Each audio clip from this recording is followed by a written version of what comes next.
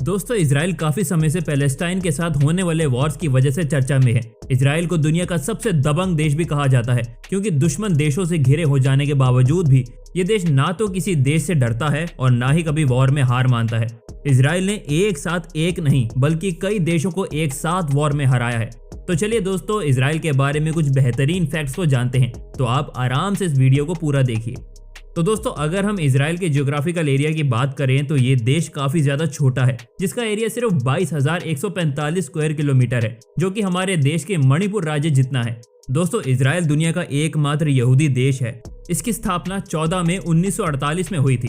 दोस्तों इस देश की स्थापना होने से पहले ये देश पहले पैलेस्टाइन का हिस्सा हुआ करता था, लेकिन बहुत लंबा संघर्ष करने के बाद यहूदियों को आजादी मिली और इजराइल एक स्वतंत्र देश बन गया।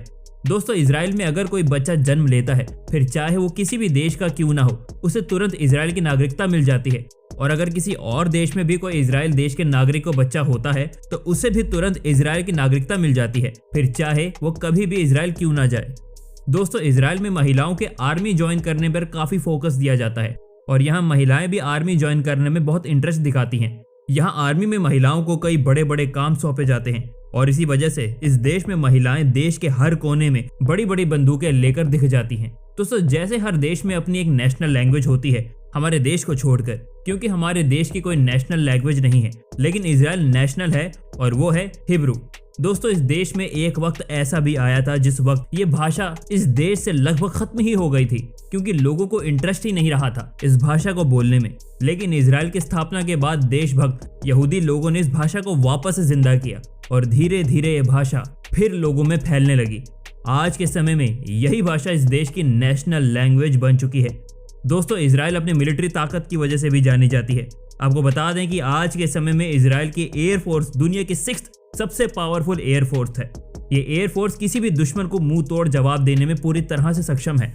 इजराइल के वॉर में इजराइल की एयरफोर्स की एक अहम भूमिका होती है। दोस्तों अब बात एयरफोर्स की हो ही रही है तो आपको बता दें कि इजराइल के पास एक anti ballistic missile defence system भी है, जिसकी वजह से कोई भी दुश्मन देश अगर इजराइल पर मिसाइल दागता है तो इस डिफेंस सिस्टम की वजह से वो मिसाइल्स हवा में ही फट जाती हैं, जिसकी वजह से वो इजराइल की जमीन पर नहीं टकरा पाती हैं। दोस्तों इजराइल में 15 साल की उम्र से ही बच्चों की आर्मी ट्रेनिंग शुरू हो जाती है। जब यहाँ के स्टूडेंट्स हाई स्कूल की पढ़ाई पूरी कर लेते हैं, उसके बाद उन्हें अनिवार्य रूप से मिलिट्री ट्रेनिंग ज्वाइन करनी पड़ती है। इस देश में लड़कों को 3 साल और लड़कियों को 2 साल सेना में काम करना पड़ता है। ऐसा कहा जाता है कि इजराइल के हर एक घर के अंदर आपको हथियार देखने को मिलेगा ही मिलेगा। हर घर में हर एक इंसान को हथियार चलाना आता है और महिलाएं चाहे कैसा भी पोशाक पहने, लेकिन वो हमेशा अपने साथ हथियार रखती हैं। दोस्तों वैसे तो हर देश में व्हीकल लॉ काम करता है, लेकिन ऐसे ही एक व्हीकल लॉ इजराइल में भी है। लेकिन आपको ये जानकर हैरानी होगी कि इजराइल में आपको साइकिल चलाने के लिए भी लाइसेंस की जरूरत पड़ती है। जी हाँ दोस्तों, अगर आपको इजराइल में साइकिल चलानी है तो आपको यहाँ लाइसेंस दिखाना पड़ेगा। दूसरे देशों के कंपैरिजन में इजराइल में बड़े पैमाने पे डायमंड की कटिंग की जाती है और उसी के साथ साथ ही डायमंड की पॉलिशिंग भी की जाती है। दोस्तों अगर आप दुनिया को इंटेलिजेंट लोगों की लिस्ट में देखेंगे तो उसमें ज्यादातर लोग यहूदी ही होंगे।